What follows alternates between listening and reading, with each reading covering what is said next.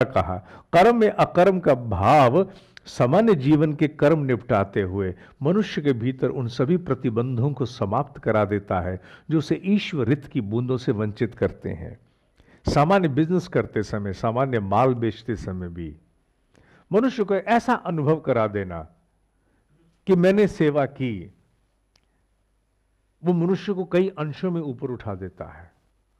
जब आपका कस्टमर आपसे बहुत सेटिस्फाई होकर के आगे जाता है, आपसे बहुत संतुष्ट होकर आपसे जाता है, आप कर्मयोग ही तो सिद्ध करते हो उस समय, क्योंकि आपने अपने कस्टमर को सेटिस्फाई किया। The kind of satisfaction you achieve is evolution. वही प्रगति है, वही आत्म उत्कर्ष है, वही आत्म उत्थान है।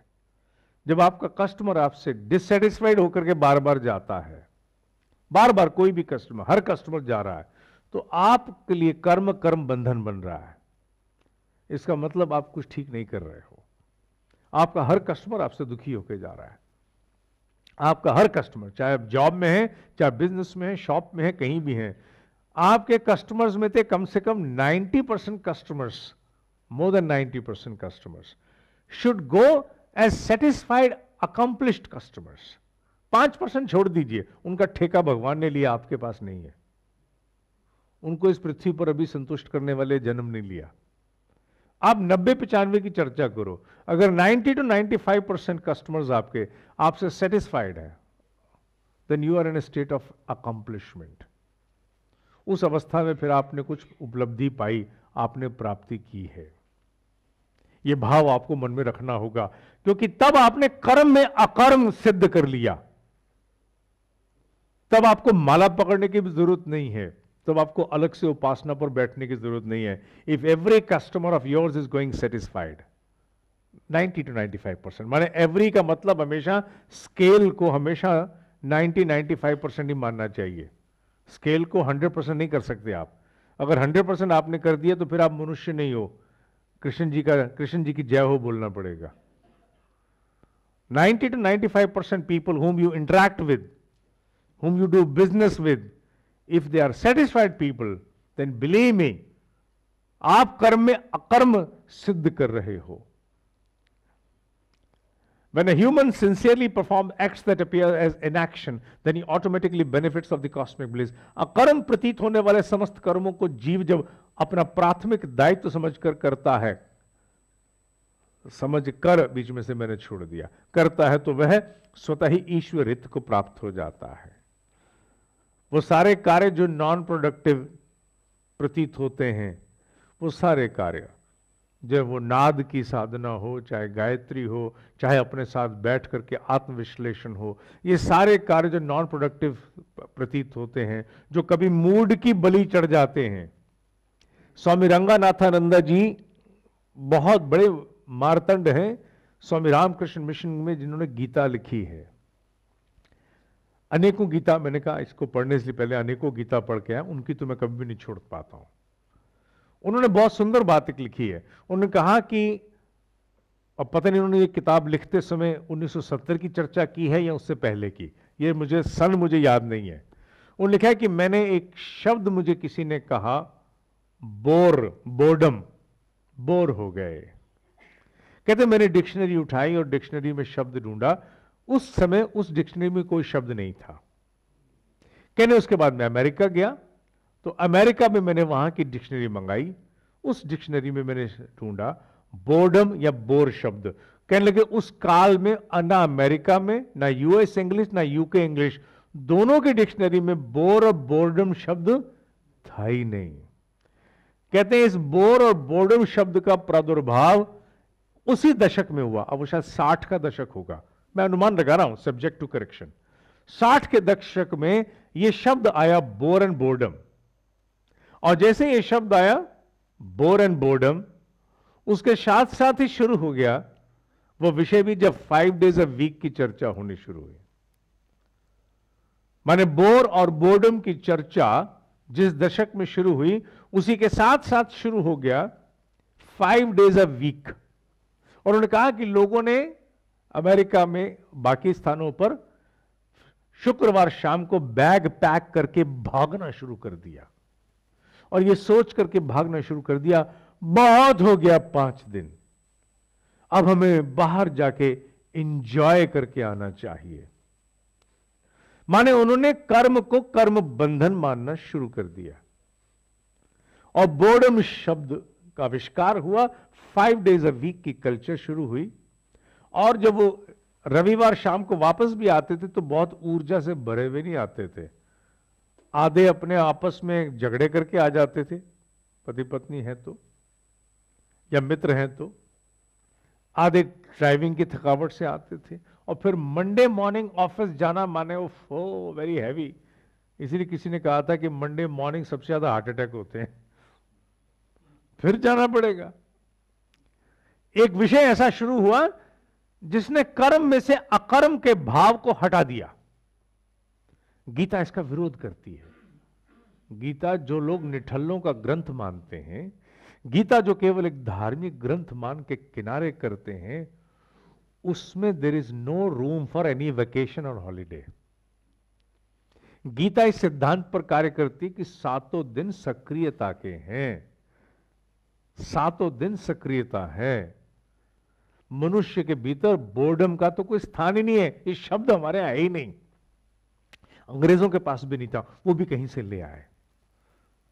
और जैसे ही आप कर्म को कर्म बंधन मानोगे तो कभी भी आपका कर्म सिद्ध नहीं होगा, आप जान छुड़ाओगे। गीताकार कहता है कि कर्म में अकर्म के दर्शन करो, और जब व्यक्ति कर्म में अकर्म के दर्शन करता है, उसमें लोभ मोह अहंकार को हटा देता है, तो उसमें आनंद ही आनंद होता है। आनंद में ना तो लोभ है, ना मोह है, ना अहंकार है। कोई भी व्यक्ति नहीं कह सकता मैंने लोभ का पूरा आनंद लिया, मैंने मोह का पूरा आनंद लिया, मैंने अहंकार का पूरा आनंद लिया। Nobody can say that. I had a blissful experience of ego. Nobody can say that. I had a blissful experience of greed. I had a blissful experience of bias. Nobody can say that. They are never blissful. You only feel blissful when you have nothingness. जब ना ego है, ना grid है, ना बायस है, ना मोह है, ना लोह है, ना अहंकार है। इनके बिना ही तो ब्लिसफुल है। गीता ने कर्म में अकर्म के दर्शन करा दिए आपको, परम आनंद के दर्शन करा दिए आपको। जब परम आनंद के दर्शन कर्म में होने हैं तो फिर 5 दिन बाद भागना किससे, बैग पैक किसके लिए करना? बहुत हो गया, ये कहने की आवश्यकता तो पैदा ही नहीं हो सकती। हुआ ही कुछ नहीं, होना चाहिए। जिस ब्रह्म ऋषि की मैं उत्पत्ति हूं, उनके यहां छुट्टी का कोई प्रावधान नहीं होता था, 7 दिन काम होता था। उनकी इंस्ट्रक्शन थी, जिस दिन उन्होंने अपना शरीर त्यागा, उन्होंने कहा था दोपहर को मेरे लिए कुछ करना चाहते हो तो ठीक है, जिस दिन मैं जा रहा हूं उस दिन कोई छुट्टी नहीं होनी चाहिए, दोपहर को लंच टाइम में मेरा संस्कार कर देना। मेरे लिए योगदान करना है तो अपना लंच स्किप करो। बड़ा प्यार करते हो ना गुरुजी से, अगर बड़ा प्यार गुरुजी से तो उस दिन लंच अपना छोड़ दो। 1 से 2 संस्कार, 2 बजे ड्यूटी पर वापस। कितनी अटपटी सी लगने वाली चीजें हैं नहीं? और हम सब कुछ छोड़ छाड़ के घरों पे बैठ जाते हैं 13-14 दिन। मैं ये नहीं कह रहा हूं कि 13-14 दिन क्रिया तक वो सब कर्म कांड नहीं होने चाहिए। I didn't say that. मैं ये नहीं कह रहा हूं कि उन दिनों गरुड़ पुराण की कथा हो कि नहीं हो, लेकिन सबसे बड़ी बात यह भी है कि इनएक्टिविटी क्यों? जिस काम के लिए ये उत्सव, जीवन रूपी उत्सव मिला है, वो कैसे हम उसमें से बाहर आ जाएं? गीता ने तो हमेशा सक्रियता सिखाई है, 7 डेज जॉब सिखाया। गीता ने वेकेशन नहीं सिखाई है। Be involve. ठीक है, एक दिन अगर दुकान बंद की है, then be involve in something else. But why escape? Escape व्यक्ति तभी करता है जब कहीं फंसता है तो।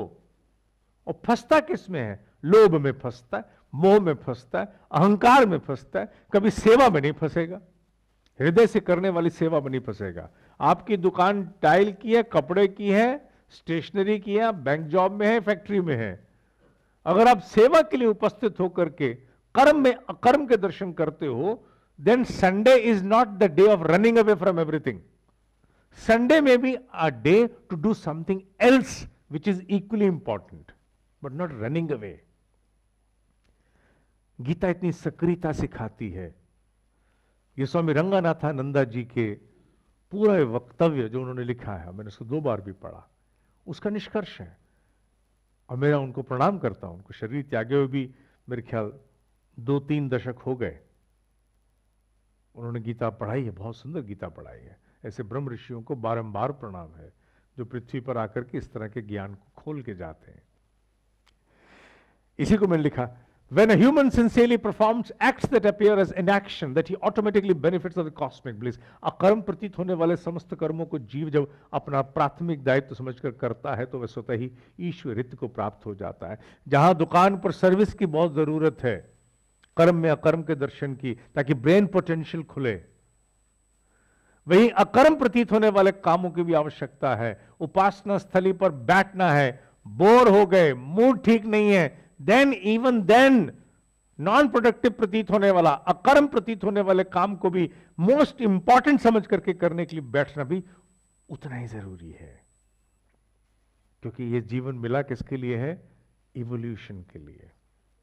कर्म और अकर्म का लेना देना अहंकार एवं संकीर्णता से है। कर्म और अकर्म का लेना देना अनासक्ति एवं निष्काम से है। कर्म और अकर्म का लेना देना आवश्यक एवं महत्वपूर्ण से है, क्योंकि कर्म में अकर्म अर्थात कर्म में अहंकार विहीन हो जाना, अकर्म में कर्म उस संकीर्णता से उठना जहां केवल हम वही काम करना चाहते हैं जिसमें 2 पैसे बनते हैं। उपासना में 2 पैसे बनते नहीं है, इसलिए अकर्म में कर्म के दर्शन करो, इट इज हाईली इंपॉर्टेंट। कर्म और अकर्म, अनासक्ति और निष्काम। अनासक्त होकर के कर्म करना जरूरी है, डिटैच होकर, एक कदम पीछे होकर के। और वहीं निष्काम भाव जब तक मन में जागृत नहीं होगा, उपासना के लिए भी आप बैठोगे नहीं। आप हर चीज सकाम चाहोगे, जिसमें 2 बनते नहीं है वो काम ही नहीं है। आवश्यक और महत्वपूर्ण, मनुष्य की रिस्पॉन्सिबिलिटी सारी बहुत आवश्यक हैं, आप उससे पीछे नहीं हट सकते। Timelines are important, objectives are important, targets are important, bill payment is important, they are really important, बहुत नेसेसरी है ये, सॉरी नेसेसरी।